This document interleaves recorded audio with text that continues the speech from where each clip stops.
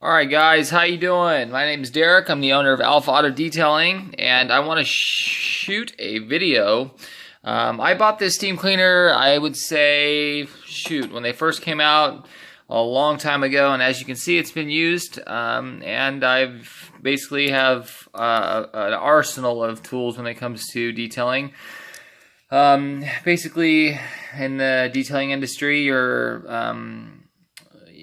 you could have the best tools in the world, but if you don't know how to detail, you're not going to be great at detailing. But if you don't have the best tools in the world, you're not going to get the best results. So here's how it works. Woo, I just zoomed out. We're using a cell phone to do this, Note 7.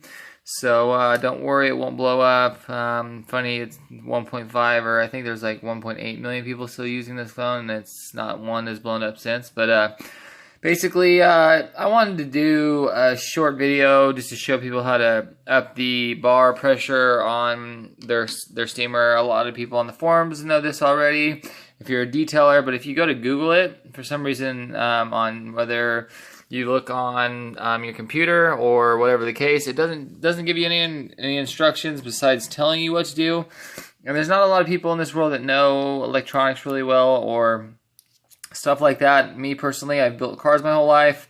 I've been detailing cars for over 10 years, 12 years painting cars, and I've been in car audio my whole entire life, honestly. So electronics, 12 volt and 120 is pretty good at both. So let's go ahead and show you how you do it. Basically, first thing you do is you take your cap off. Obviously, you're going to take off the rubber grommet here. You're going to take off this rubber grommet here, which will come right off easily. And then you're going to have 4 screws. And mine's an older unit, doesn't have the nuts anymore, but some of them will come with nuts on the bottom of the screw.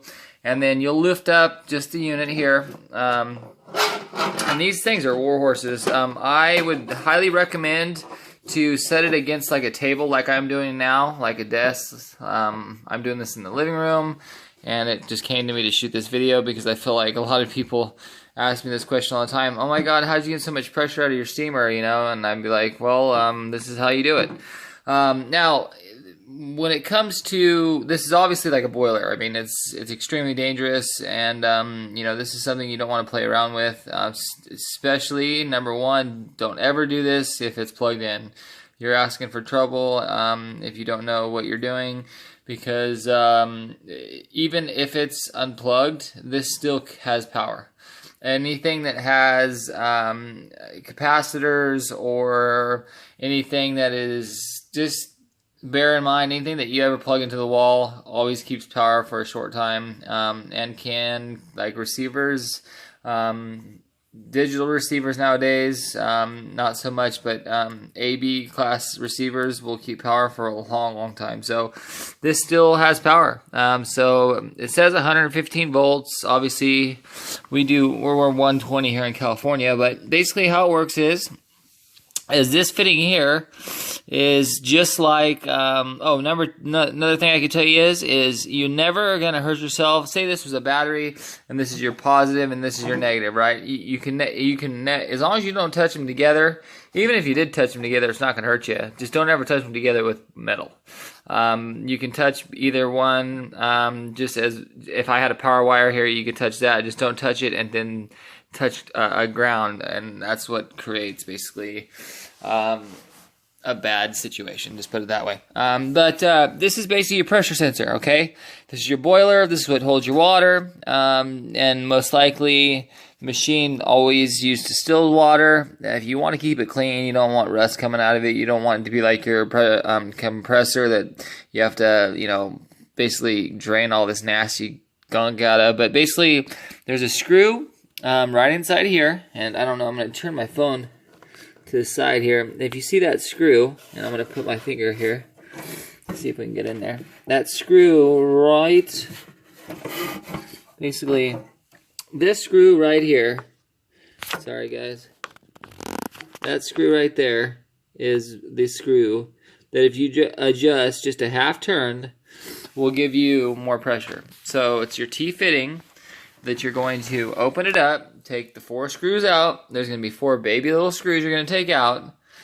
Open it back out.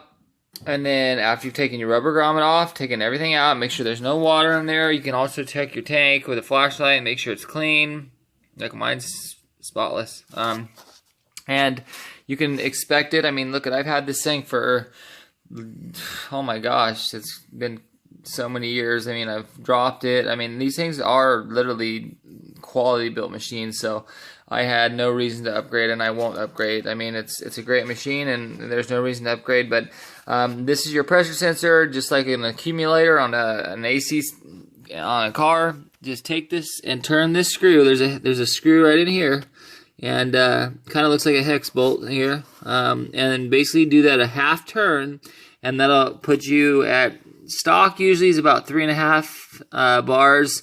Some machines will come about 4. Mine is 5.5 bars, almost 6. And I turned it down a little bit just because I was a little concerned. But yeah, you just turn that screw, and you'll see it's basically right there. Turn that screw, and a half a turn, and there's a little dot on there to turn that, so you'll know exactly where it's at. Just do a half turn, and that'll basically, then all you have to do is just put it right back together how you had it.